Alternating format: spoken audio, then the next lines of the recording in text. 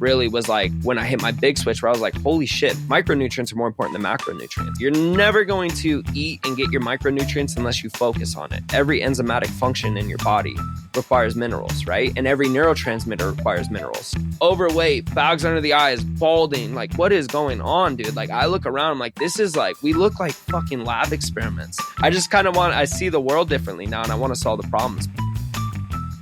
This is Decentralized Radio. I'm Tristan. And I'm Ryan. The goal of this podcast is to help educate you on how to live your most optimal life.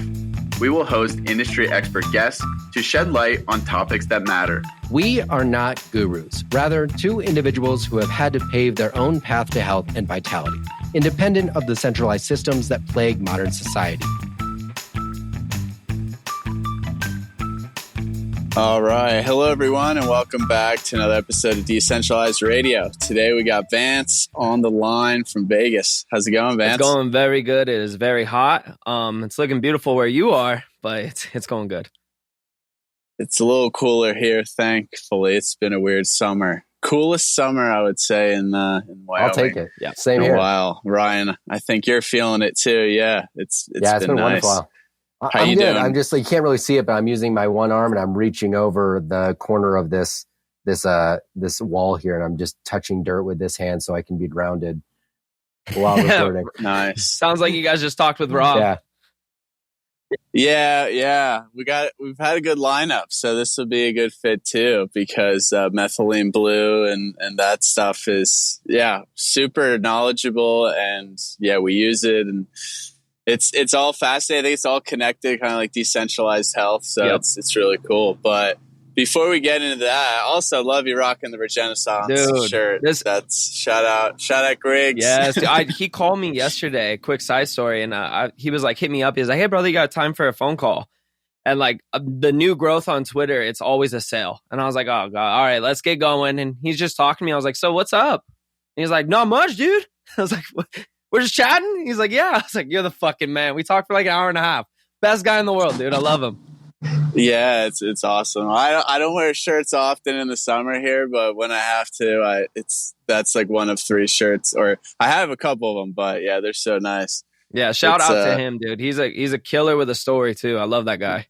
Yeah, probably by the time this podcast is out as well, we will have Ryan's out, so we'll have to link to that. But speaking of stories, be cool to get into your backstory. It's a pretty unique. I mean, you're working your way in MMA professionally, and started a Methylene Blue, I guess, medicinal, supplements company. Pretty unique. So, how did that all go about? I got my ass whooped and decided to go into business. That's essentially the short what happened. story, but not really. No.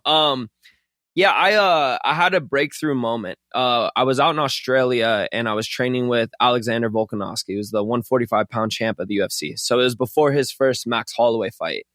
And we were camped out there. We were living next to the gym. And I remember I was talking to him and everybody about, the fight coming up. And I asked someone what he was making on the fight. And when I found out the answer, it blew my mind. To be like that high level of a mixed martial artist, a champion caliber, and to be going in for the number 1 ranked spot and to eventually be the number 1 pound for pound, the compensation didn't make sense in my head. Now I wasn't like business savvy back then. I had no concept of like even what a brand was. I just figured, we prize fight, we go, we get paid. It's all about glory. And then when I realized how little he's getting paid, and then that wasn't even the kicker.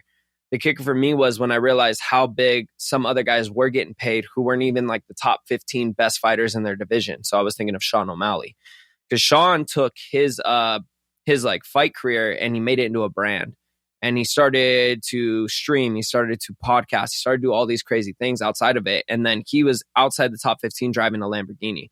Now it's not all about money. Okay. Especially with fighting. It's definitely not about money. But for me, what made me mad was that there is money in the sport and it's not going to the fighters. And so then I realized, okay, we have to change up the way we approach this. We have to make a brand. We have to combine the UFC's brand with my brand. I don't work for them. They're not my boss now. We're actually doing a partnership deal where they're going to use I'm going to use their stage and their brand and associate with my brand and their platform, and they're going to use my brain and let it go to mush for their profits. So it changed everything for me. So when I had that breakthrough moment, I decided that I need to start getting, doing something on the side that could build up fighting. And then I was also aware, I'm 30 in a month. I probably got 6 more years of fighting. So whatever happens then, that's beautiful. And I'm coming into like prime years of fighting, and then I'm going to be an older fighter, but I'm still very, very young and I have a whole life ahead of me. So I had to start, kind of getting in the back of my head, what's after fighting? What's after fighting? I don't want to just be a commentator, and I don't want to just go back to construction and, never have a great payday or whatever it may be. So I was like, okay, we need to start pivoting so I can have a beautiful life after fighting. Because the problem I see with fighters is most of them go all in and they live the fight life, like exactly like what I'm doing, going all the way in, but they don't have a plan B, and most of them didn't build a skill. And then it's a sad, sad life, dude. It is so sad to see someone who's so capable of like doing the hardest sport in the world and like growing and building, and then having nothing given to them, no healthcare, no way to provide for their family. And a lot of them turn to the bad route, which is drugs or alcohol or whatever it may be. So the dark side of fighting is terrible, and a lot of it does come from like, the promoters and the promotions not paying their fighters well. And they could actually, it just pisses me off. It's the worst thing ever. But instead of complaining and being a victim, I just took matters in my own hands. So that's when I really started to get business like oriented with fighting and figuring it out. But the other part of that too is I always got a huge bad taste in my mouth whenever I was like studying business and like sales and it's like how to win friends and influence people. I don't want to win people. I don't want to influence people. I don't want to be a snake. I'm not trying to manipulate people. So I had to find something that worked for me. And then that's when I had my big breakthrough moment where I discovered a compound that I used medicinally to save me. And then now today I'm offering that to people and getting the most fulfilling feelings ever when I get those texts like, hey, dude, I couldn't get off the bed. I had long haul COVID. Now I'm popping around, buzzing with energy. Or, hey, like I feel like my brain's 10 years younger, or I cured this, or whatever it may be. And they're just like, I can't even explain in words how good this makes me feel. And then that's likewise with me. I just am blown away by what I get to do for people, and really just blessed. I mean, in the situation I'm in, I don't have to sell people. I get to offer something that can improve someone's life, and like I get to thrive doing it. So I'm completely blessed in the situation. That's really cool. So just quick, were you just doing construction like beforehand, and then in the past few years have recently switched like to full-time professional training and everything? Or like what's the progression of like, traditional like athletics, or say you go to college and then you go to like the NBA or something. So I'm not as familiar with kind of the progression and grind for getting into, pro fighting. Yep. So yeah, I mean, any other sport, you go to college and like you might even get sponsors, things are kind of paid for. And then if you make the big leagues, you ain't got to worry about nothing. You know what I mean? Like you have a coach, you have a dietitian, you have gym access, you have healthcare. You're going to get paid 6 figures to sit on a bench even. You know what I mean? Fighting is this is the kicker. Okay, so I've been doing low voltage contracting. So, and you're in high voltage, right? You're an electrician? Or you where, I mean? Electrical engineer. So I'm in semiconductors. That's perfect for you and Rob. That's a conversation and a half. Yeah. So I was, I still to this day, I'm a part of Synectics in Vegas, which is me, my dad, and my best friend. Obviously, thanks to Twitter and you guys, I have had to step down a bit because of the amount of growth Meraki's had. I've actually not done any contracting work for, I want to say, close to 3 weeks now, just because literally I wouldn't be able to get orders out. So it's going well there. But yeah, I started low voltage when I was about 23. Before that, I was working the pools in Vegas, which was like the funnest job ever. It was cool, but I had to like build a skill and do something for real. I couldn't just dance at a pool and give people drinks anymore. But the whole entire way, you're training. So I was fighting amateur in Vegas until 2020. Amateur fighting in Vegas is different than everywhere else. Like if I was in, just say like Montana has a ton of fights and stuff, usually take 3 or 4 fights and then you go fight pro. But in Vegas, we have the #1 amateur organization in the world called Tough Enough. So it's like you almost make a pro career out of your amateur career. So the first time I ever fought in front of 16,000 people, I want to say was 2016 or 2015. So I'm fighting in these huge stadiums, bare shin, 4-ounce glove, full production sets, and I'm still an amateur. So it's this crazy organization. So you basically, the route we chose was, instead of fighting 2 or 3 fights in like the Midwest and then just taking fights here and there at like, small venues, we're like, let's build up, let's work on the side for money, and let's build up this huge amateur career and fight the toughest amateurs in the world who are going to, probably make it to the UFC. I don't know what the ratio of like tough enough champions who make it to the UFC are, but I know it's like, I think it's greater than 50. So I went and won a belt with Tough Enough eventually after, I think it was like 7 fights. It was killer. Did it in the stadium in Vegas. It holds like 20,000 people. It was amazing. And then I took one more amateur fight. And then now the kicker is you go pro. Well, I decided to turn pro during COVID and didn't fight for like, a year and a half, 2 years. So when you do this route, it's a little bit different. It's harder to get pro fights. So the way you get a pro fight now is you hit up a matchmaker, and they find a guy and everything like that. And it's just business. So they're trying to see how many tickets you'll sell. They'll find somebody who's going to sell tickets. Then you get someone who is going to sell a ton of tickets, and they'll just give them like a guy who has no idea what he's doing, how to fight. And they'll set up the fight so that way they can have the ticket seller on their show. It's just dirty business. It really is. So I went pro and then had my debut because we couldn't find anyone to fight. I had to fight a guy with 10 professional fights already. He just came off a bare knuckle knockout, and I think it was 7 or 10 seconds. He flatlined the guy like right away. He was a Tough Enough champ as well. And then so my pro debut, I got a main event in Montana, which was awesome. But that's like kind of the route I take. And so we do all of these things, and we set up this huge pro debut for an amateur world champion in the country, and I got paid $700. So obviously I have to keep working. There's no way out of that. Hey, friend. Thanks for listening. If you really enjoy this podcast, it would be really appreciated if you left us a 5-star review on Spotify, Apple, or subscribe to our content on YouTube. This helps us get to a larger reach and a larger audience to spread this wonderful free education. Yeah, no, that's a wild. Yeah. That's like, I've never really actually spoken to anybody that's in that sort of athletic class, and so it's interesting to hear sort of like the ins and outs of like the hoops you have to jump through to sort of make a career out of your dream, in a sense. I actually want to know though, like, I know we're sort of jumping around a little bit, but how did you come about things like Methylene Blue and all of this other stuff that you've been doing? Like, how did that become of your athletic life that led to you developing business around these things as well later on? But how did you like discover these things? Because for me, and maybe Tristan too, is like maybe it's similar for you, but we had medical issues that led to us looking for alternatives outside of like the generic medical system. And I find that athletes tend to be, at least the ones I've spoken to, seem to be on the more cutting edge, like using peptides and like using cold therapy and infrared saunas and all these things in their athletic lives to maintain performance and increase performance. But I was sort of wondering how you came about things like Methylene Blue and sort of those practices. Yep. So that's I'm gonna do my best to shorten it down. I go on tangents. Too much coffee this morning, like always. I gotta fucking cut that shit out. But so Methylene Blue, what happened? So back to my pro debut. Leading up to my pro fight, I was very health conscious because as a kid I had massive IBS and Crohn's disease. So it got to the point where they wanted to do surgery on me.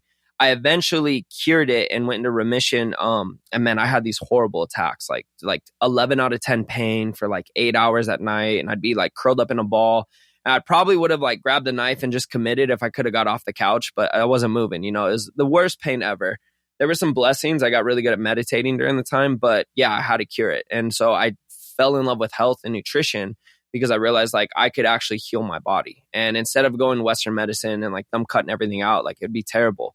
They wanted I think they wanted to cut part of my colon out. And like, I was like, dude, I don't want to end up pooping in a bag. So I was like, what can I do to change this? And so that's what started the route.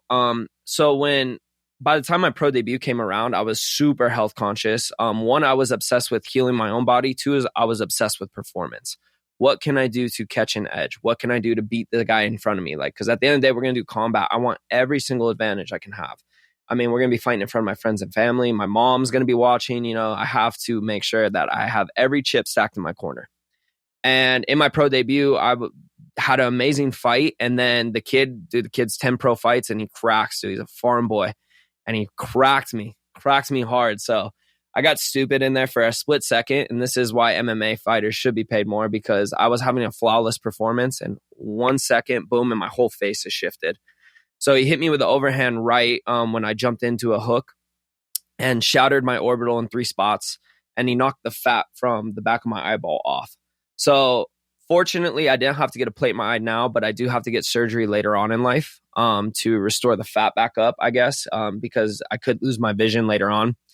And that's going to be on my dime. So that's freaking beautiful.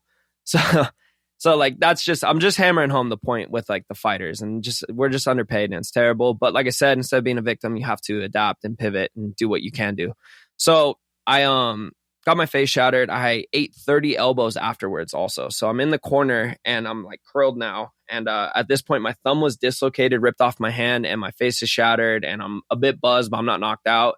And I couldn't wrestle anymore. I was like, okay, like I lost this fight. So I'm curled up, and the refs in Montana are known for letting fights go. So they let him rain like 30, closer to 40 elbows to the back of my head and like right here. And like, I mean, like elbows, like full on right hands, wham, just going. And I remember them telling me before the fight, like, hey, they're going to let the fight go. So when you hurt him, don't rush the finish, he'll gas. And I remember being there and just getting thudded and being like, oh shit, that voice came back in my head. I was like, I'm on the opposite end of this one now. And so I was just counting in my head. I was like, holy shit, like 8, 9, 10, 11, 12, all the way up to 30. And so after the fight, I had the worst concussion of my life. I also got screwed on flights home. I had to fly home. You're never supposed to fly with like concussion, shattered orbital, the pressure in the brain. They had no rental cars. I had nowhere to stay. And unfortunately, my best friend's cousin passed away and was in the hospital at the time. And we had to go home and see him. He passed away on the flight over. And so it was like, I had to get home. So I had to fly. That was like a whole nother 24 hours of just spins and pressure and dizziness after. And yeah, I was pretty fucked up, just being honest. And already had a few concussions prior and very aware of CTE. And I played football before that. And the only fear I ever had of fighting is the brain after. I don't care about anything else. I don't care about my body being mush. I just had labrum surgery. The shoulder is always in pain. That's fine. I can deal with all that. But if I don't have my thoughts, if I don't have my intellect, or, you don't have Vance. And that's sad for my family. That's sad for my girlfriend. That's sad for anyone that I have to show up and be present in their life.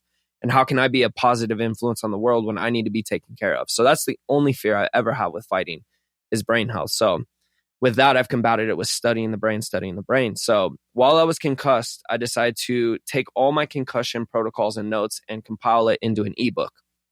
And I just wanted it for me and my friends. And I eventually just gave it out for free because there was a lot of good info on it. And in the ebook, I read about methylene blue, but I never put it in the ebook while I was doing my research. And I sent my ebook off to my friend Wes Collins in San Diego. He's a biohacker, performance guy, works with a lot of surfers. And he goes, hey, you heard of methylene blue? I said, dude, I read into it, but I didn't throw it in the ebook. He was like, you should go read into it again. So I think I did like an 8-hour stint of just researching methylene blue because of how profound it is. And you start getting into the research a little bit and it's, okay, it's neuroprotective. You're like, cool. Oh, it's antidepressant. Okay. All right. And it's they use it if you overdose on cyanide and monoxide poisoning. It's an anti-malaria medication and it kills parasites and it's antibacterial. And it's shown to improve short-term and long-term memory. And they have an ongoing clinical trial for Alzheimer's. And you're like, snake oil? Like, you're the biggest skeptic ever. So I started deep diving it. And the whole entire time, I had no belief in this compound. I said, dude, I've supplemented and experimented so much. I know what works. I know what doesn't. Nothing could be this powerful. But I'm concussed as can be. I have the spins. I'm dizzy. I'm depressed. I can't put together a long list of thoughts. I'm all over the place. And I said, you know what?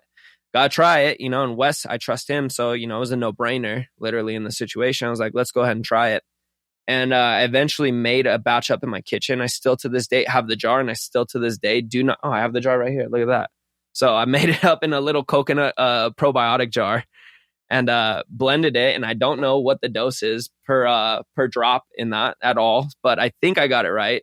So I did my first dose, and 20 minutes later, I have this like feeling. I don't know what it is. I'm just clear. And I'm like, what the hell? You know, you kind of catch, it's not a coffee buzz, but it's like your lows just kind of came up. Your highs didn't go up. You're not stimulated, but your lows come up. And I remember sitting there just kind of like, okay, maybe it's this. What's going on here? And I felt good. And so I went throughout my day, and you start to get accustomed to the feeling. It's your new normal. And I was blown away a little bit, though. When I look back at the end of the day, I was like, I think that stuff worked. So then I started, taking it twice a day. So I was doing 5 milligram doses, I think, twice a day. And I was starting to notice benefits right off the bat. And so after 3 days of taking it, or 2 or 3 days, I went from laying down, and anytime I brought my head back, like, boom, the room would spin, like very aggressively spin. And, just depressed, no energy, low mood, to like my spins were gone in 2 days. I was like, okay, what the heck? It's been about 10 days since I fought, and I'm on keto, and I'm supplementing with 90 things. And so maybe it's all that with a little bit of the methylene blue. And I kept going and taking it and taking it and taking it. And about 2 weeks after my fight, I was 100%, I felt like. 2 weeks after taking methylene blue. So almost 3 weeks post-fight. And I'm like, okay, like, I thought this was going to be way worse. Like my brain feels normal. I feel perfect now. And my hand is still healing because it's ripped off, or my thumb, and my orbital's still shattered. But my brain feels good. And then it was about another 2 weeks later, and I 100% realized I feel better than before I fought.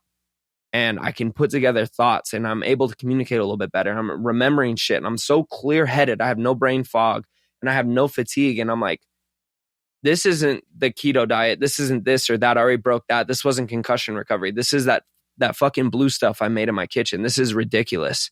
And I started deep diving it more and more and more, and learning how it actually works, like the mechanism behind it, and the like the actual cellular function and what's going on. And then started to understand it. And then now it's like, wow, I was like fully blown away and 100% believe like this compound saved my brain. There's no ifs, ands, or buts about it. So that's how I came across methylene blue.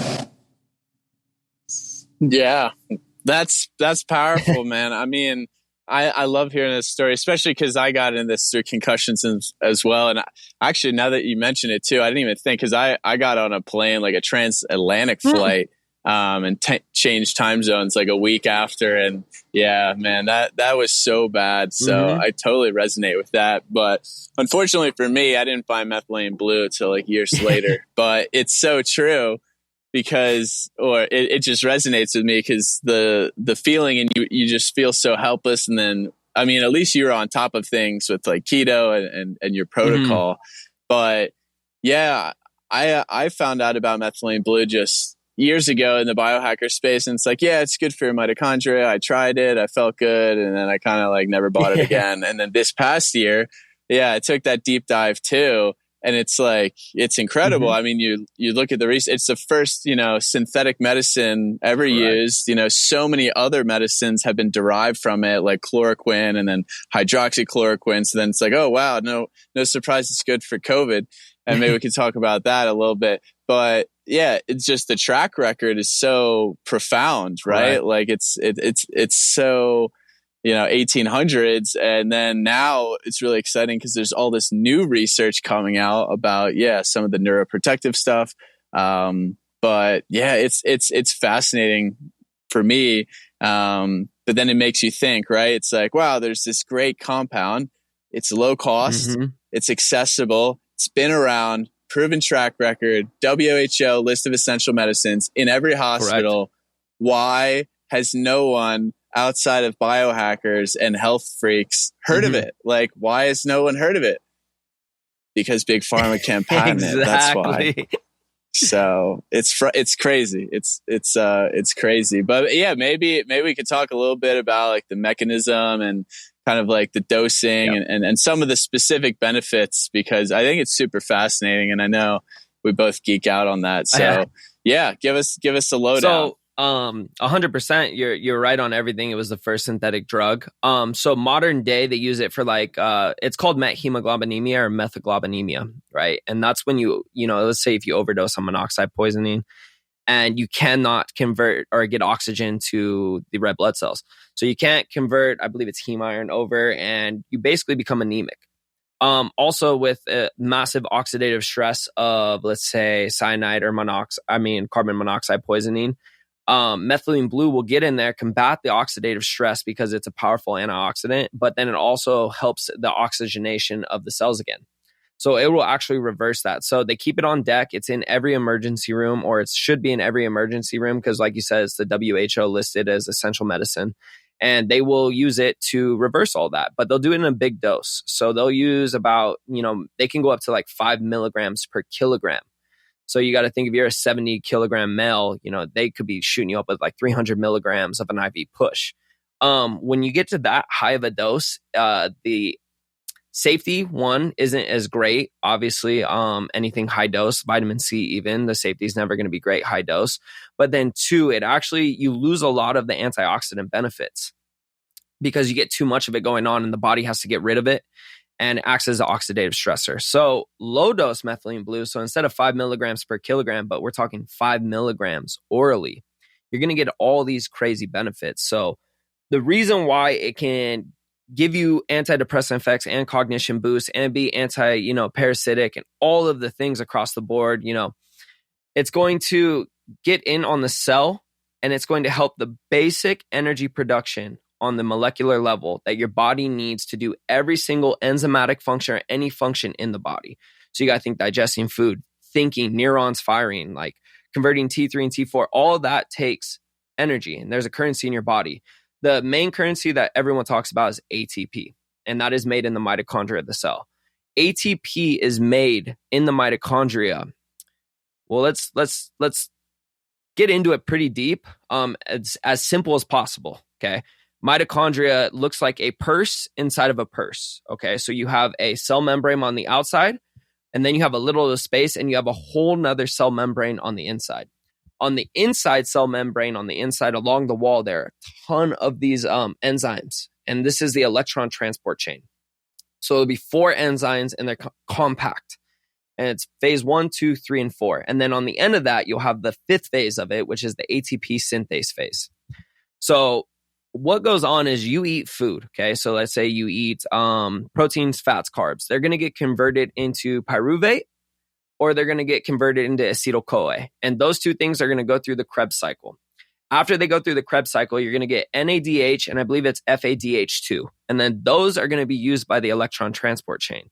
So what's going to happen now is the electron transport chain is going to take them, and they're going to grab electrons from them, and they're going to shuttle them back and forth. And what happens is they start to harvest the energy from the electrons.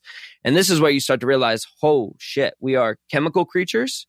And we know how powerful it is when we add a chemical in our body, nicotine, caffeine, THC, but we're also electrical creatures because everything we're doing is electrical at the fundamental level. And I would argue we're more so electrical creatures than chemical creatures. And you guys just had Rob on, and this is where Rob and I go hand in hand with the methylene blue and the grounding, because we act on the same molecular level in different ways. So you have the electron transport chain. They're shuttling electrons and they're harvesting that energy and they're pushing protons in and out of the cell membrane. So the electron transport chain will push them out, which I believe is phase 1, 3, and 4. And then when the protons come back in, they come through that 5th phase, the ATP synthase phase, and they're going to push on it. And actually, it's a mechanical kind of motion that happens and it harvests the energy. And then that takes adeno-diphosphate and turns it into adeno-triphosphate, which is the body's energy currency. Also, phase 4, it's going to take hydrogen and the oxygen molecules, put them together, and it's going to make molecular water, or a mitochondrial water, rather. There's an argument that possibly our body's energy currency isn't ATP, it's actually mitochondrial water. That's a whole nother rabbit hole. And from my understanding, they kind of both do the same thing. They both can carry a charge. And so they can both be used as currency. Maybe it's both of them. I'm not sure, but that's a fun rabbit hole and a whole nother podcast to go through. Now, in the modern day that we live, you're going to have a ton of environmental stressors, okay? We have shit water. We have shit food. We have no minerals in the soil. We are spraying chemicals in the air. We're putting it on our body. We're wearing plastics. I mean, the list goes on and on and on and on. We have non-native EMFs, anything that could be an oxidative stress or even artificial blue light. They're so common, but they're not normal, right? And so our body has to handle all of this. Now we're starting to see what happens when it goes to the extreme and it's years and years and years of this going on. And we're seeing a ton of mitochondrial damage modern day. Diseases on the rise right now, massively. Neurological diseases are on the rise. And it makes sense too, because your brain uses neurons in the mitochondria a little bit different than the rest of the body as well. It uses more of it. And so when you have mitochondrial damage from, environmental stresses and toxins, or even you're just stressed or whatever it may be, that is going to show up as disease, most likely neurological as well. And so methylene blue comes in now. It gets all the way down in the cell, and it's a powerful redox agent, meaning it can donate and accept electrons. So what happens is you have the wall and all these enzymes, and the mitochondria is damaged. And now the electrons aren't being transported correctly. So you're having a little bit of slippage. So you're not getting all the energy that you need to produce adenotriphosphate, and then you're not producing the body's energy currency. And so you're getting cellular death and you're getting impaired functions in the body. Well, methylene blue comes in and it starts grabbing those electrons that are slipping. Okay. Normally you have 0.2 to about 2% electron slippage, which is normal. And it's actually necessary to create reactive oxygenated species, which the body uses. But when you get like 5% or more, then those ROSs are going to go around. They're actually degrading healthy cells in the body.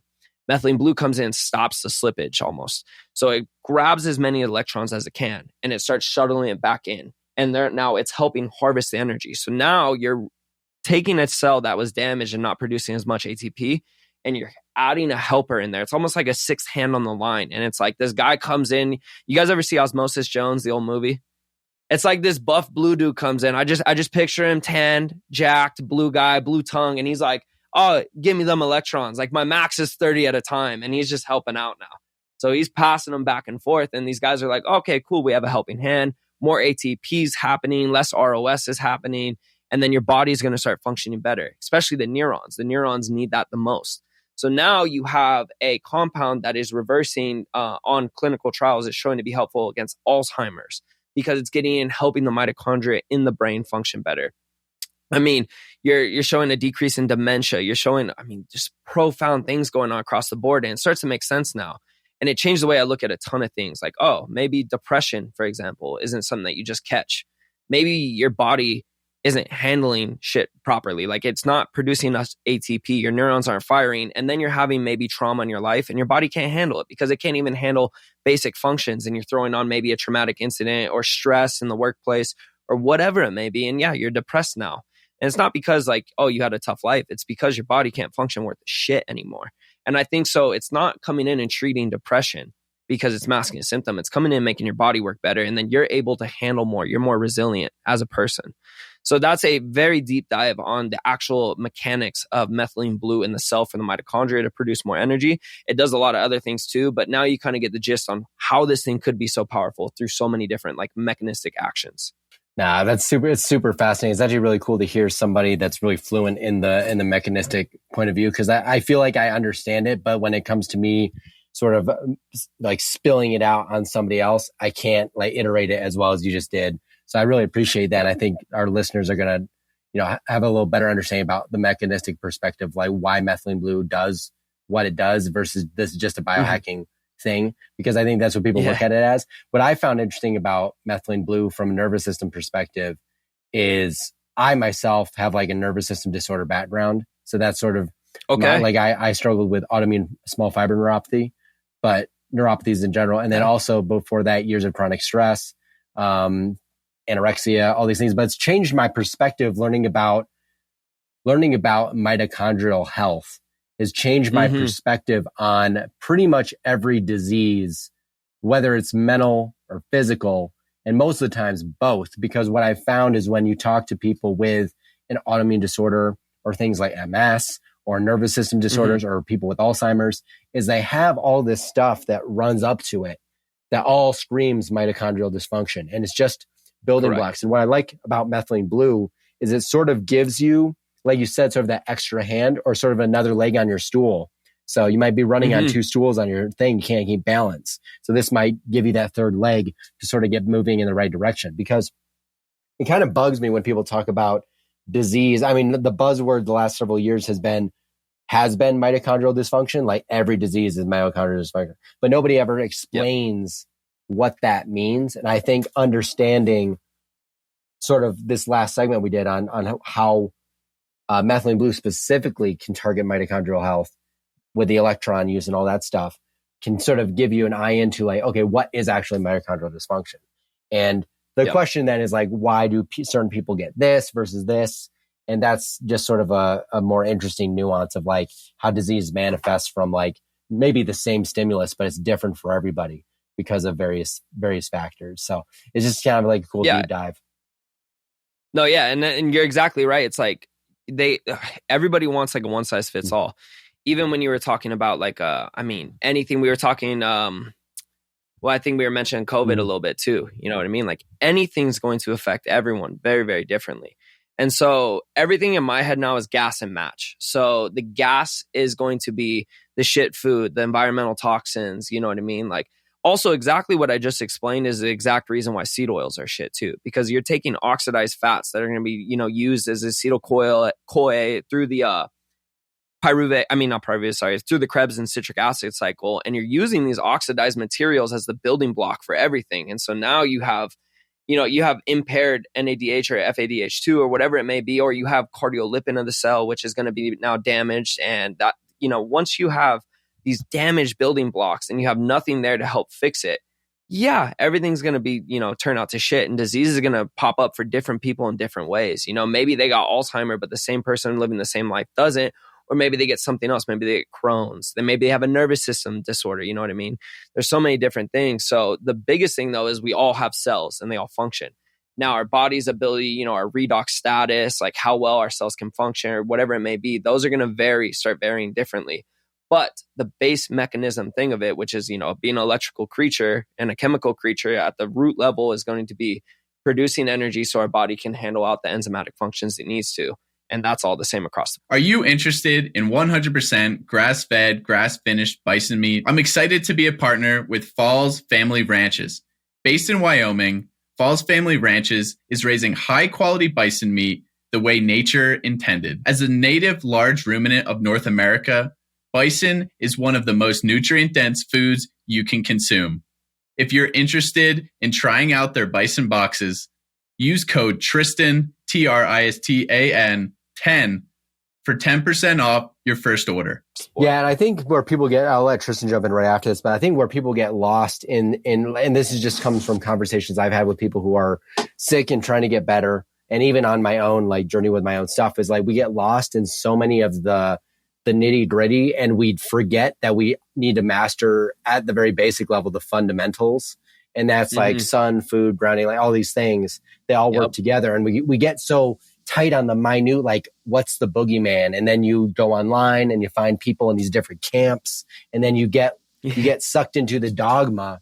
And then I think that causes just a disservice because you're so focused on the minute that you forget that you've never even mastered the basic mechanics of what good mitochondria need to be healthy. Once you do that, then you can kind of get into the nitty gritty. But if you don't have a baseline, you're really just like throwing shit at a dartboard and like hoping it sticks. So it's just like a whole thing.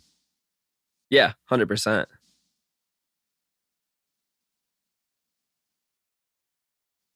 Yeah, I mean, I disagree. That I feel like in the health space, a lot of people talk about mitochondria, but in like trad Western medicine, like they're all focused on the nuclear genome, which is insane. But yeah, even in the, I guess, you hear a lot about antioxidants, which is funny because like everybody knows that word. And that was like a really, you know, common theory of aging. It's like, you know, if we just take more antioxidants, then we just have less oxidative stress and we won't age. Like, bam, less reactive oxygen species, reactive nitrogen species. That's the key. And it turns out that doesn't work like that. Like actually, like most dietary antioxidants don't really function that well at all. And we talked about that with Rob a little bit, which is fascinating, right? Because like grounding is providing these free and like mobile electrons. They're not having these issues like inflammatory barricades or what have you, or petri dish success that doesn't turn into real success in the body with, you know, dietary supplements and antioxidants, which again, is to no surprise because, you know, your body's a lot more complex than that. And it's something you probably wouldn't like really be exposed to naturally. But methylene blue, it seems like, you know, is the way you're talking about it, the way Gonzalez Lima, Dr. Gonzalez Lima talks about it, it's like, yeah, this electron cycler. So it's not, you know, it's acting in a very unique manner that's providing not only like an antioxidant function, but just kind of a relief to the leakage of electrons. And yeah, it's really fascinating because I'm not a fan of like synthetic compounds at all. But, you know, this one, yeah, it took me a while to like come over, and I'm not a fan of a lot of supplements in general, but I think the track record, and then, you know, once you dive into the science, is like pretty profound. And I've noticed, you know, for like hypoxia, it's fantastic, right? So like actually the most common time I take methylene blue, which would only be like once or twice a week max, is like when I'm hiking or doing something really intense, because you know, the oxidative stress from pushing your body like extremely hard on like a 10 to 25 mile hike is going to be increased. But then you're in a hypoxic environment, and, you know, that slows down the entire electron transport chain, of course, and you're going to have more oxidative stress from just being at elevation. So then you couple those together, and there's some, you know, other theories, and I've heard folks talk about how methylene blue can like fundamentally change the, you know, oxidative state of iron to be able to, you know, the iron sulfur centers that are in the complex proteins, and that can help, you know, carry more oxygen and kind of overcome like a hypoxic environment. There's not as much research on that, and you kind of have to dive deeper into this to really see how multifaceted it is. But that was one of the biggest benefits I noticed. And I'm curious from like the TBI perspective, is it odd? And from my understanding, it's, you know, it's just an energy deficiency, right? And methylene blue is helping overcome that. And then also you get the benefit of kind of the serotonin buildup a little bit from the MAO inhibitor. Is that really the crux of like why it's so great for neuroprotection I need to stop talking to and you guys, neurological because health? every time I talk to someone about methylene blue, they're like, "Oh, tell us about it," and then they go and they know everything. Like you just hit it spot on, dude. Like you exactly right. No, I love it. Sorry, but I'm curious if it's the TBI stuff, if there's anything else, because for me, you know, the problem with all these things is, you know, they're anti-inflammatory, they're antioxidant, but like fundamentally, how are they working? And like the brain is so complex, like you're saying, like the neurons are functioning, you know, a little different, energy utilization's a little different. And the serotonin MAO inhibiting stuff, I didn't really know that until, you know, this year. So I'm curious if there's anything else that you've noticed, and is that a concern for you? Because that's why I don't take methylene blue every day, and I never will, is because I'm just concerned that like if you get used to like, even if it's a minor alteration of your neurotransmitters, I don't want to like rely on that, because it makes me feel like so good. It makes me feel safe, like to be honest. And then I've talked about this, and it's not a coincidence either, because I've talked about this with some clinicians, practitioners, like that, like when you're in that really sympathetic state all the time, like you're just not conducive to healing. Like you're just going to be stuck in that state. And it seems like methylene blue can hit, and there's not any research proving this, but there's these receptors pretty much, you know, that kind of just flip on, and you're just like in that stressed out state. But, you know, the neurotransmitter piece for me is why I don't take it every day. But it is profound, and it really just makes me feel I like get so you. And safe. I'm on the same boat as you. I don't like supplements. I don't way. like synthetic. I want to run off of like maybe caffeine and ancestral pride. That's literally it. You know what I mean? But when it came to like the situation I'm in, like I was kind of forced to try whatever. You know what I mean? Like it took like that dark time. And the way I tell people now is because I literally had the idea. Well, that was the start of everything going back to Australia to tie it all the way back in. Is I was like, man, I'm in nutrition. Maybe I should like come together with like a health and wellness company that can help fighters and like with nutrition, and like get some killer supplements that aren't normally seen that could really improve people, you know, and like cut the nonsense, cut the fillers, cut the fucking the black mold derived citric acid and shit that you don't even know about, like really deep dive and get the cleanest supplements ever. And so I was already in motion with that, like trying to start that at my pro debut. So I had formulated a pre-workout that's like just like great blood flow, doesn't cause you to get too pumped up that you can't function, because that was my pain I had with pre-workouts with training was I wanted blood flow and caffeine and energy and focus, but I couldn't do shit like boxing wise. It wasn't fun, functional for me. I could do it and lift and like be good for 6 reps, but good luck doing anything for longer than 2 minutes. So I was already developing that. So my game plan was win my pro fight, promote my pre-workout. And then I got my face shattered. And I was like, well, I'm not promoting my pre-workout. No one's going to drink this shit now.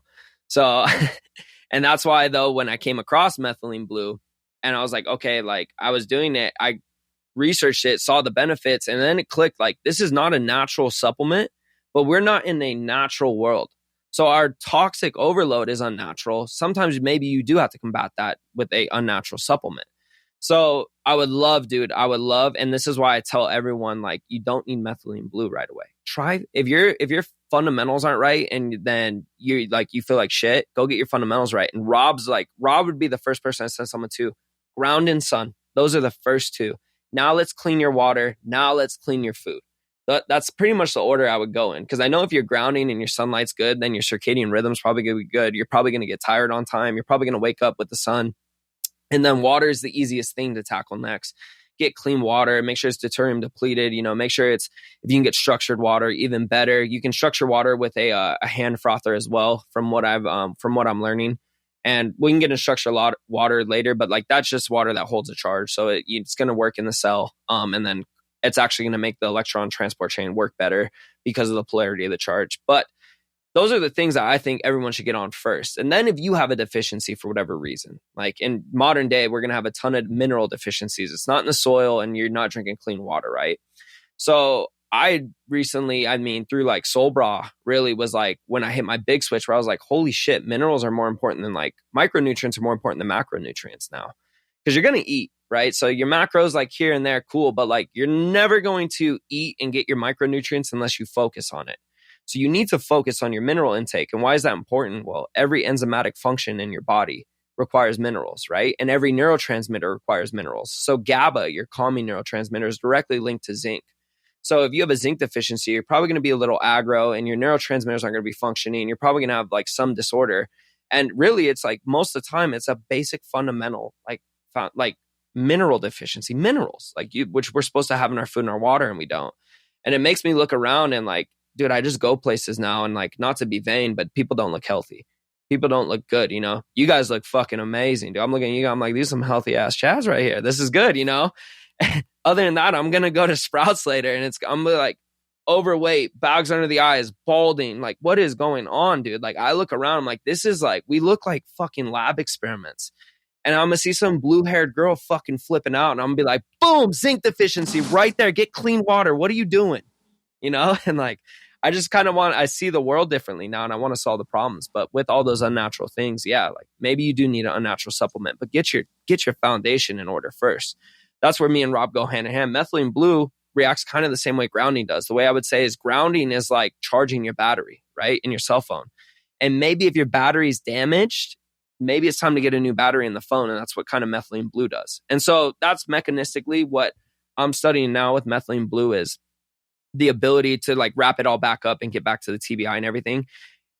We used to think apoptosis happened, which was a cellular death when the cell membrane broke, and that was that. But they're starting to have some literature showing that when the cell membrane breaks, it can actually repair and rebuild, and then it can actually heal itself. So if you have mitochondrial dysfunction, one of the things I guess that could happen right now, and I need to understand it more, is the cell wall can break, that apoptosis. And this might be where ROS does come in because it degrades cellular membranes, things like that. So if it breaks and then it rebuilds, and then for some reason that healing effect happens, kind of like I would say muscles or bones or anything. And it's fascinating to me. So what I would recommend everyone to do if you're doing Methylene Blue is exactly like what Tristan said. Do not get hooked on anything ever. I prescribe it if I'm going to prescribe it. And I'm not a doctor and it's not medical advice, so don't fucking sue me. But if you have anything that's ever happened or you just want to start Methylene Blue, get everything in right first. And then you should do low dose. massively low dose only, methylene blue, for maybe 2 to 3 months and then stop. Because anecdotally, I noticed what I did was hit it hard for 2-3 months, got those benefits and everything, and then I took a break. And when I took that break, like I noticed the benefits carried on. And then now, modern day, I use it if I need a little zip, like a podcast. So my tongue's blue right now. But if I wanted to do methylene blue, it's going to be when I'm sick, I'm insulted in some way, I'm overtrained, hypoxia, I'm going on a hike. Which is funny you said that, because we go up to Duck Creek, Utah, and we train. And I think it's like 8,000-9,000 feet where our cabin is. And I usually get altitude sickness every single time. Like first day, I look at my arm, my veins are like little needles, and then I get sick that night. And so I combat it with like water, electrolytes. But last time we went up there, I was taking methylene blue and it didn't happen. And it just clicked right now. You know, I'm going too deep. Sometimes I forget like the surface level stuff. But yeah, I would recommend. It's a superpower for elevation, dude. I'm telling you. I mean, I've been at like literally the last hike I did, I got to like 13,000 feet and nothing. Insane. Like I just felt fine. I felt good. And yeah, I mean, it's wild. Like that and raw honey, and like I could hike anything like all day long. It's legit. And then you just don't feel like that hangover afterwards from and dude, being at elevation. I didn't even realize it, but I did it last time and I didn't have any negative effect. And we were running, we were doing like training camp stuff, and I felt good. And I was like, oh, I'm just in shape. I didn't even think like maybe it is the methylene blue. So yeah, that's pretty. Just so I'm curious for the training before Ryan jumps in, is like, do you take this, like, how do you take it in regards to training? Because I have seen, I've heard Gonzalez Lima say that you could take it prophylactically for TBI. Basically, the sooner you take it, or even better, like if you take it beforehand, some, brain injury could be really beneficial. So do you take it like pre-fight match day always, or what's your kind of stance on that? I definitely will have it. The cool thing is it lasts your system a bit. So I'll take it in the mornings on big training days, sparring days. Every time I spar, it's the same with creatine. You want to front load it for sure, and then you want to back load it. So creatine's massive for TBI as well, like extremely, extremely massive. The reduction in brain damage when you have like 5 to 10 milligrams of creatine in your system is huge. And they've shown that time and time and time again. I do the same exact thing with that. I was first reading about it and noticed it was a nitric oxide scavenger. So we'll go in and scavenge nitric oxide. So I used to tell people don't take it around workout times, but it's mechanistically, it's not as easy as it's a nitric oxide scavenger. It's actually the way the body, when it absorbs oxygen, usually through the mitochondria. And if it's not impaired, then basically it won't scavenge nitric oxide. So it was a deep rabbit hole, and nitric oxide is not as simple as people make it sound to be. Yeah. No, I was about to say that there's like 3 different forms, and there's a couple that, reactive nitrogen species in general, like nitric oxide is, you'd argue it's probably like net. It can be net negative in a lot of different forms. That was that's a confusing one. Tweeted me, dude. Yeah. And everyone knows Grim Hood on Twitter, and like, he's like the, like, dude, he's blocked me, like, so I don't even know. He's fucking angry. So I post something about that. Everyone. I was like, unpopular opinion, like nitric oxide is a free radical. And it could, it could be damaging long term if it's highly elevated. And he was like, don't go out in the sun then. I was like, blah, blah, blah, blah, blah, blah, blah. Like, yeah. That's, a different form, people, you can't paint things with a broad brush. It doesn't work. But that's a good point. And that's cool. I didn't know that. So, because I want to get into some fighting, whether it's jujitsu, I don't know. But like, with the history of concussions, like and injuries in general, I've just been apprehensive. But now I'm thinking about for sure doing it. And it's like, I now have this foundational knowledge that it's like I can be proactive about things. And if something does happen, I got the whole book on what to do and how to recover optimally. And then I'm not tied to anything like that. I could take time off if I need to. So that's just, I wanted to kind of wrap that up in the TBI space. Massive to me too. You played football, important right? To me for sure. Soccer. Oh yeah, exactly. So I'm soccer in college. Exactly, dude. Yeah. I didn't think about that until I saw that study. It was like, soccer players with CTE. I'm like, how the hell? And I'm like, headers, dude. It depends on the position. I was center of the field, like defender. 100%. Yeah. Ryan, did you play sports too? I played golf, so like fucking money. I was like, I'd throw out my thumb or something, or my wrist would be tweaked, or dude, I'm shocked actually how many people. It's more common now, I think, because golfers. So I should say some golfers. So the best golfers do actually train for their sport now, whereas like I think pre-2000s, I think it was actually Tiger Woods that really made training in golf common, because pre-2000s really you could just kind of be a gumpy guy, go out in the field and like shoot 10 under or whatever and still be good because it's all in the hips from Happy Gilmore. Yeah. But I mean, I'm shocked at the number of injuries that pro golfers get, like back injuries, which kind of makes sense because you put a lot of torque on the spine and stuff like that. So disc issues are pretty common. Knee injuries are pretty common. And so for me, like, I mean, part of my issue was like, I too was like dealing with, I mean, I've done so much stuff to my body that has nothing to do with sports though. Just like overtraining and just not optimizing recovery at all. And I think that was just because I was going with bro science for so many years. But I like Tristan was saying, like he has a lot of repetitive strain injuries. Like I have the same issue where like I'll do something and it'll just like aggravate something up. And now that I understand sort of like the mechanics of like how to optimize like the mitochondrial stuff, it's easier to recover. And I found like for me, that's why I was actually interested in hearing how methylene blue made you feel from an energy perspective, because I noticed too after doing it, it won't be like caffeine. And this is what I wanted to, and you already talked about it, so we don't have to dive into it too much, but it won't be like caffeine, but it's like something happened. And you just feel like everything's good. Like everything's going to be good in the day. One thing I did want to ask you though is like, we were just sort of talking about how you take it and like optimization with taking it and like low dose and all that stuff. I've always been told, at least in my case, to take it like upon rising. But is there like an optimized protocol for taking it just for regular mitochondrial function? Just like improve that versus like doing it with sports or like before going hiking or anything like that? Is there a different protocol for like timing?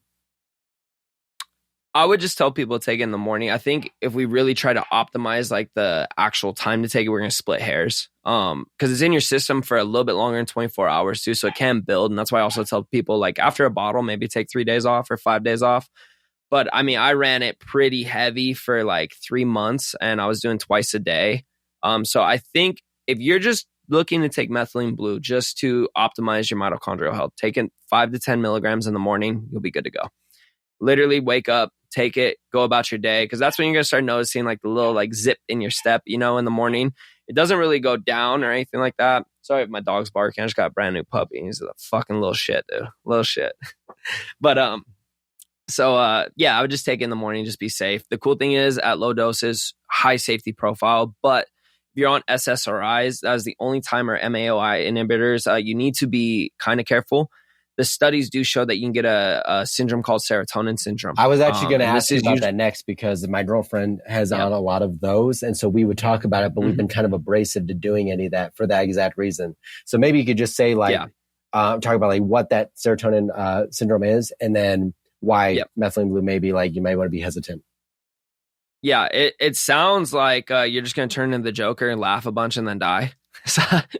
No, it's a serious thing. It can be reversed, but it can be fatal as well. And it has to do with the serotonin receptors. It's also the same mechanism, or the reason why. It's weird. I notice people who take mushrooms, SSRIs, will kind of block the psychedelic effect of medicinal mushrooms, right? But if you take methylene blue with a gram of mushies, be prepared, because it trifolds the effect of some psychedelics. So it's pretty crazy. So mechanistically, I don't know why it would improve mushrooms, but SSRIs would stop it. That's something that's going to be a fun rabbit hole one night at 2 a.m. and I'm a deep dive. Maybe before our combo Thursday, Tristan and Ryan, you're invited too. We could get into that, because I love talking about the mushies. But for people who are on SSRIs, it is duly noted that you should probably be off of them before. I mean, 100% from my standpoint, I can't tell you what to do. I'm not a doctor, right? Like, legally and also morally, I have to let you know that I would never do that with that. Like with SSRIs, take methylene blue in any way. However, My mother's on SSRIs. She's been depressed for a while. And it's funny because she suffered a huge traumatic brain injury. She had a basketball hoop that was all the way up and the pin came out, smacked her and cracked her skull. Truly never been the same since. Like really, really affected her. And she's on SSRIs and she's been on medication her whole life, benzos as well for anxiety, like all this stuff. And we're trying to get her off it all. And I was doing the research and I felt confident enough from my mother, and this is me and my mom, so obviously take this with a grain of salt. And I was like, yo, start taking methylene blue and start lowering your dose of SSRIs at the same time. And so while she was doing that, we've had no negative side effects whatsoever. It's been easier for her to lower her SSRIs and to be taking the methylene blue at the same time. But in an ideal world, I do not recommend that. I just noticed with her while we were trying to get her off SSRIs, like it wasn't working. Like we weren't getting her off of it. And I can't see my mom like that. I was like, you know what? Like in my pain, I needed to throw something at me. And her pain, I'm like, we're going to throw something at you and see. So we did very low dose. We started out with like less than 1 milligram and worked up. And I think she does 5 milligrams now a day. And she's still on her SSRIs. We take breaks every 3 days just to make sure that there's no buildup. And we watch it, you know. And I saw, actually, speaking of Grim Hood, he was making fun of someone like normal, but someone who was taking they took a whole gram of methylene blue, dude, whole gram. And he was like, yeah, just don't take anything with serotonin and stuff. You'll probably be fine. I was like, holy shit. The guy didn't know. He just ordered online, mixed a gram in the powder, and then read the instructions after. And I was like, God, it's those guys that kind of ruin it for everyone. But at the same time, dude, like, could you see the future? Like what happened?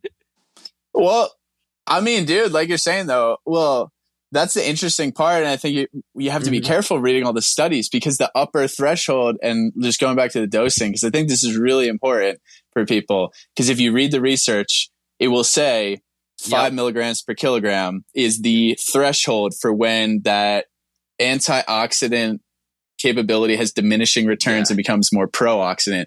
But at those higher dosages, that's where you start getting more of these like anti-malarial and anti-parasitic and antifungal effects, because it's just more concentration, right? So it's like, because that's, people are like, well, how could it be all these things? Well, the dose, that's what matters. So that guy probably just gave himself, you know, so let's say he weighed like 75 kilograms. He's still like, he's just above the threshold. He's really not even that much higher than that threshold. He doubled it. That's like, he doubled it. He doubled it. Yeah, but I tweeted it. I tweeted it and I said, it's a lot, but you know, it's a good compound to fuck up on, because like, you know, at the end of the day, you're not, you know, it's not like a psychedelic or like something that's just going to like, you know, make your heart race after a certain dose.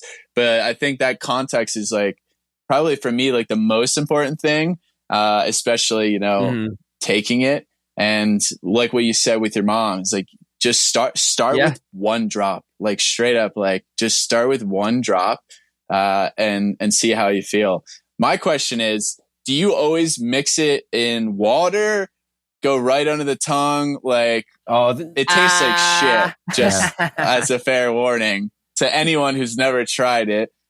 I go right under the tongue because I think you just get better absorption, of course, and drinking water. I guess you could put it in water. And then if you put it in water, it's not, the taste isn't as bad, but I don't think, like you said, you get the absorption as well. No. I don't think the absorption's as good. So I'm curious what you do with your recommendation. Well, that's why I admit I'm sticking my tongue out. My tongue's like as blue. I'm bad, dude. I do like Shilajit lollipops. I eat raw liver, and like, I think raw liver is like the line for me, is where I mix it with OJ after, like I shoot it with OJ. So I don't mind taste. I want performance. Yeah. Neither do I. Exactly. So, but the best way to take it, I mean, all oral, the efficiency of absorption is high. It's very, very, very high. So you could take it, mix it in water, or you could do it on your tongue. Yeah, you're going to absorb a little bit better, but like you're still going to get that in your system, you know? Yeah. My understanding is like if you do more under the tongue, it's just going to be better for your brain as compared to like if you just swallow it all. Like it might help your gut, and then like your urinary tract. So you're right on the money with that for sure. But if you do any oral, and it's like it's going to coat your tongue even if you put it in water, so you got to know that it's getting digested, it's going there. You're having a systemic effect. If you really care about taste, I would do the straw method, where you just get a straw and suck it up there, buttercup. But I'd mix it with OJ. That's the best thing for taste. It's going to reduce the blue first off because the vitamin C, the ascorbic acid, plays with the redoxability of methylene blue and reduces the blue color. And then two, the flavor is almost gone. So that's the easiest way to do it. Water second, if you want to see like that cool portal looking thing. Noah Ryan tweeted it. He dripped it in water and was like, oh, it's a portal. I was like, man, that's beautiful. Lastly, you could just do it straight in the mouth. Under the tongue's beautiful. Just don't hit your teeth because you're going to have blue teeth for about 6 hours and it's not pretty. So you got to get good at aiming for the back of the throat. But yeah, that's the way I take it. And then, yeah, like you were saying on the studies, though, like I forgot to mention, like high dose is very, it's efficacious in like Lyme's and things like that. And those are the people like Lyme's disease. You could go and get an IV push of this. Like you could do IV pushes of this and start to combat that because like malaria is a parasitic infection and everything. So that's how it's going in, it's wiping it out for sure. However, I think 95% of the time, even if you have Lyme's or long haul COVID, for sure, long haul COVID, like just take it orally low dose. Like maybe you won't get a benefit in a full month of being clear.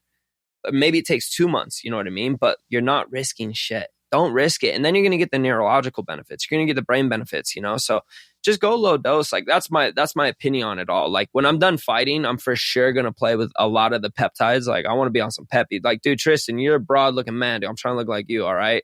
I've been cutting weight my whole life. I'm skinny. I'm shredded, but I'm skinny, So I want to get on some, but I wouldn't do roids. I would do like the smaller, slower return on gains, like peptides, but that aren't high risk or high, like danger profiles.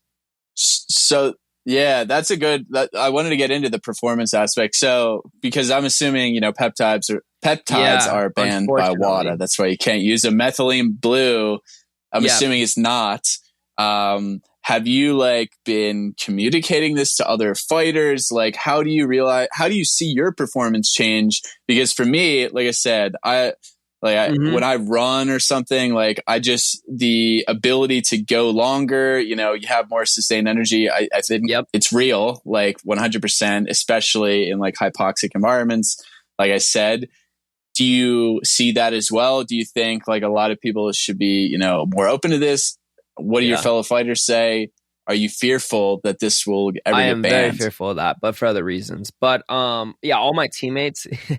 Well, for performance wise and stuff, definitely it's gonna help. It's gonna give you a little bit of edge, but you notice a lot, but you're also dealing with high altitude environments. So I think definitely my last fight was in Idaho Falls, so we went up another 2,000 feet from Vegas, and I didn't notice I didn't notice elevation at all.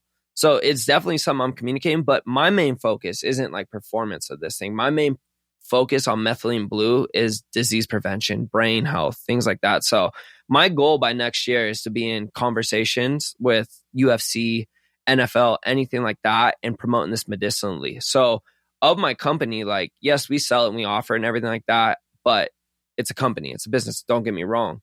But we give out so much for free. I got to give it to my friend Bree. We actually drop in the video soon because she just got cleared of radiation. She's in remission of breast cancer. But during her chemo, the whole entire time we were giving her methylene blue and she felt amazing. So that for me is more, there's no better reward. You couldn't pay me enough to get that same exact reaction or that feeling that I got when she texted me. It was yo, just so you know, when I take methylene blue, I can get off the couch on chemo days. And she's a single mother.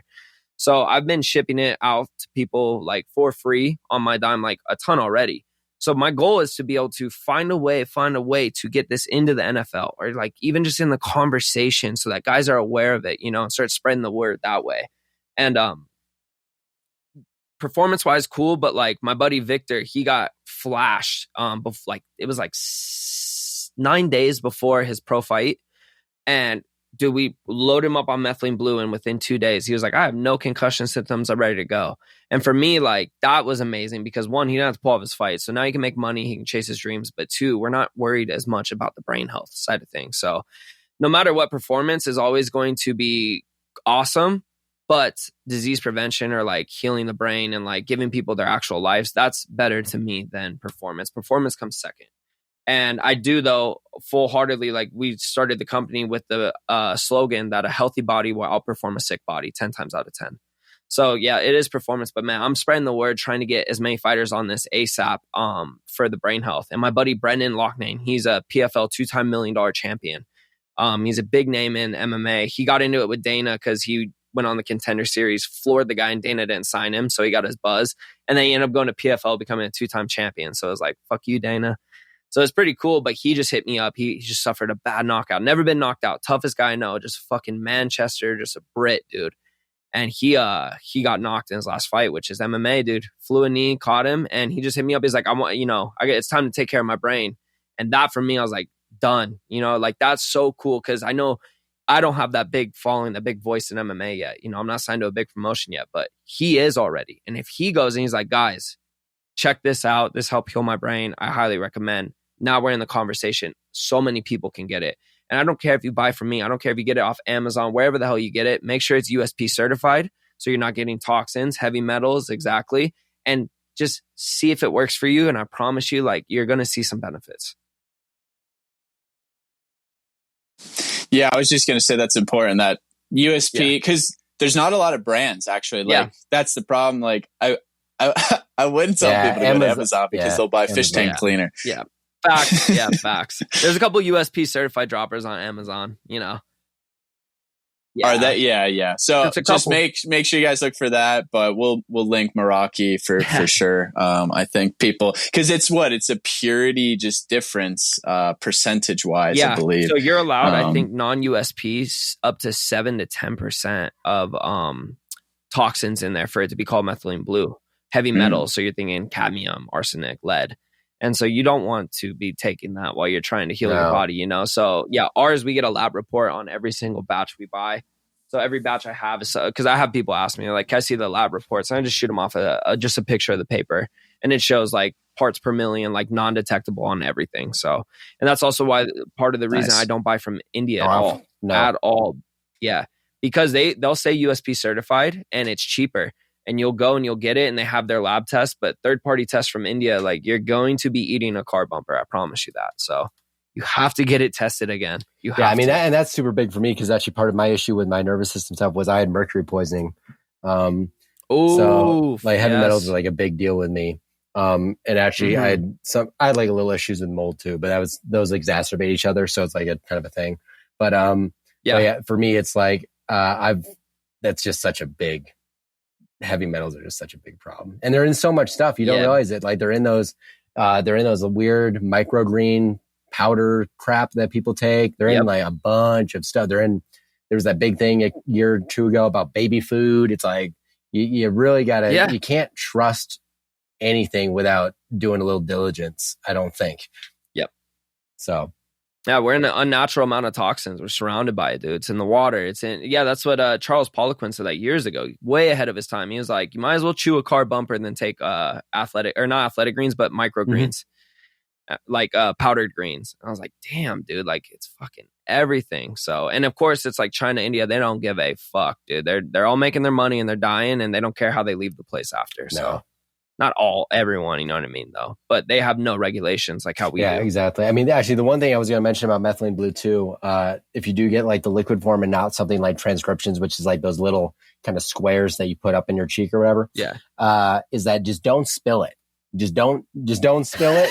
It gets everywhere, and then your mother will call you a week after you babysat their house, and they'll be like, "What's this blue shit all over my my wood floors and granite countertops?" And I'll be like, well, it's not methylene blue, let me tell you. Because it will stain everything. Yeah, dude, you got to think like when I was first whipping up batches at my house, like before we had a manufacturing, it stayed on my hand for like a solid week. Like, dude, it will stain everything. I'm pretty sure I just dropped some, whatever. But yeah, no, it's like I bought Soul Bra shorts when they the last drop they came out, and I text him, and it's funny actually because he's making. Oh, I can't talk about that actually. Fuck. Okay. Anyways, but. They got all of my shorts and I just texted him. He was like, oh no. And then I spilled my pre-workout on it. So I got like these cool ass tie-dye shorts now, but they'll stain the shit out of everything. So it was one of those moments where it's like early in the morning, sun just like barely peeking over the mountains. I'm like, okay, methylene blue time, get my little dropper out. And then I lose it on the black counter because I'm pretty nearsighted. So I didn't have my glasses on at the time. And I just like move my hand to swipe it. And I'm just like, oh, F. And then on black countertop, it like blends in too. So you can't actually quite tell the extent of the stain. But anyway, apparently it's bad. And no, you will. Yeah, you'll stain there. I've stained shirts, towels, floors, kitchen, sink, Yeah. It eventually, if you use like alcohol, you can get it out. peroxide, It just takes a hot minute. Oh, dude, it's hard. Yeah, it's hard.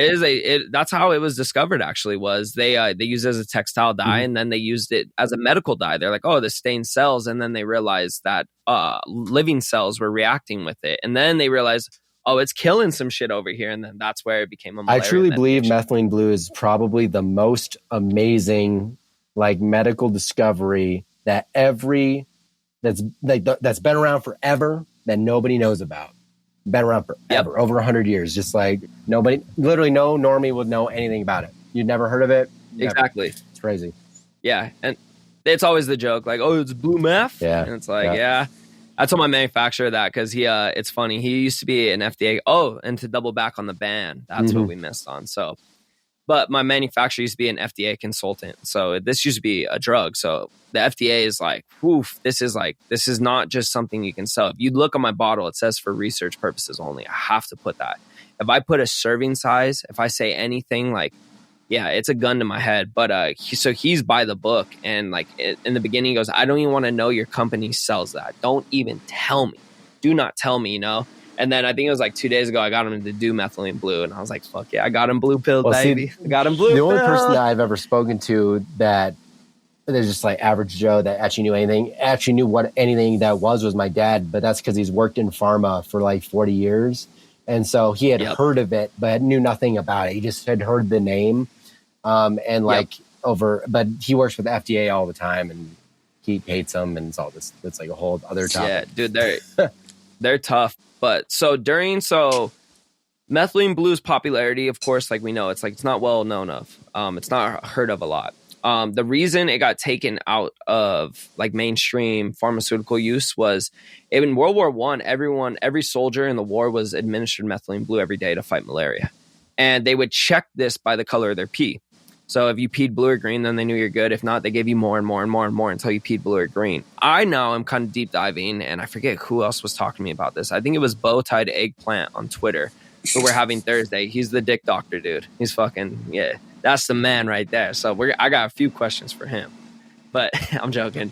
So he was saying that he thinks that, and I think this as well, like, it has something to do with your micronutrient level, whether or not your pee will turn blue or green, because I know that interacts with ascorbic acid, for instance. So depending on if your pee has a certain amount of, let's say vitamin C or nitrogen or something, then methylene blue is not reacting, because I don't pee blue a lot. And like some people are like, oh man, I pee blue a ton. And so I kind of want to nail that down. I think it's going to take a while and a ton of variables to figure it out. But maybe it's something that I could figure out on my own before, like mainstream it gets figured out, because I don't see scientists anytime soon getting a grant for studying blue pea. So yeah, or riboflavin. Riboflavin will turn your pee like bright yellow, right? So if you have excess, but I know it's fascinating because that's why they actually like use it still in Africa for malaria, is because like it's a verification that it's like not a fake medicine that they're getting. It's the real deal if, they're peeing blue. So to me, it's really cool. Any of these trials, I know like some of them, like they're trying to reformulate the compound like a little bit so they could patent it, and it's actually not working like as well for either Alzheimer's or something like that. So to me, it's just, I really like methylene blue because it's a very decentralized form of medicine. It's still like a medicine because it goes against everything like big pharma stands for. It's low cost. Like, a bottle is not that much, and you have so many servings in it because all you need to take is like 5 milligrams. Like it's super low cost, and you don't need to take it every day, or you could take it every day for a month and then not take it. It's not, something you need to take every day for your life. And that's what it's all about. So I think it's really cool what you're doing, Vance. It's awesome. And it's cool to see more people just getting on that foundational level of understanding of like mitochondrial health.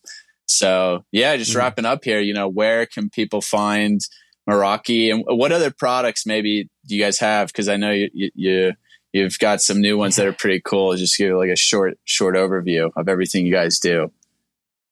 Yeah, so we started with methylene blue, and then I was in my kitchen and I was looking at tallow bombs online. I'm like, yeah, they're kind of expensive. I bet you I could just make it myself, And then boom, I had this flash of this study I just saw 2 days prior of methylene blue on the skin. And I was like, I'm never putting that shit on my skin because it'll be blue. And I just like had this like, oh my gosh, I'm throwing this in tallow balm right now.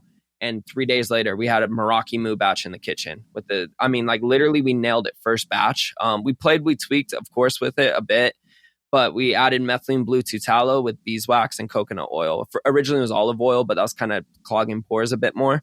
Coconut oil worked way better on most people's skin. And then we added just a nice essential oil blend that is shown to like help skin youth and longevity and and it takes away the tallow smell. So that's our big one right now. Unfortunately, I have to preface this, like we are going on like everything we can do, but it is triple digits in Vegas. So we're getting these bottles sealed. We put them in a thermal bubbler and we throw you this huge ice pack. Like profits are gone basically, but I don't care because of how cool the product is. But yeah, we're shipping tallow in the summer, but it does melt if it gets left out in a mailbox or anything like that. Then we have our pre-workout coming back. I just got rid of citric acid in it. Well, we use citric acid, but we got a black mold-free citric acid because when I found that... It's crazy, right? Oh, no, citric acid. All that. I went down that rabbit hole recently. Yeah. Yeah, it's insane. So yeah, we spend a little bit more money to like triple test everything. But yeah, the pre-workout's coming back in stock. It's for people that want a little bit more, like of a big pump or a boost or blood flow thing. We have nitrosogene, a couple of like synthetic compounds like nitrosogene, but we have mostly our beetroot, and then we have a ginseng and rose extract. It's called, oh my gosh, I can't even think of the word right now. Senactive, right there. And these are all patented compounds from herbs that show to improve VO2 max, lactic threshold, everything like that. I made this just for me. I love it, and it is fucking so expensive to make, so it's not like really profitable or anything. But I'm definitely selling it.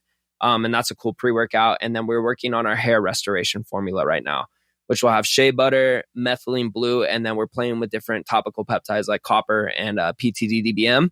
And we want to use it'll be a full body mask. It'll be good for the skin, but more so if you throw it in your hair, we want to combat like androgenic alopecia and things like that. And then, dude, I might make a Shilajit lollipop or something like that just to fuck around. So I just keep making shit I would use, and I love it, dude. And so you can find us at MerakiMedicinal.com and Meraki Medicinal on all socials. And if you want to see me, Tristan, Ryan, and the Eggplant Doctor, and Ben and everybody Thursdays on Twitter, that's at Vance E. And we're just going to full TISM talk shit posts in real life and shoot the shit. But I guarantee you we're going to cover a ton of science on different topics from all around, and like what's really going on with like esoteric health Twitter. That's amazing.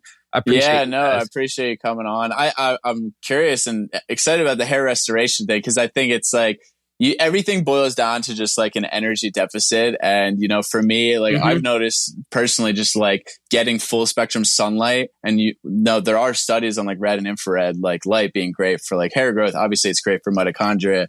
You couple that with like methylene blue, like it all just makes sense, right? Like don't take finasteride. Like there's way better options, people, but hell yeah. That's the mindset we need. And yeah, Vance, thanks so much for coming on. And thanks everyone for tuning in. Another episode of Decentralized Radio. We'll see you next time.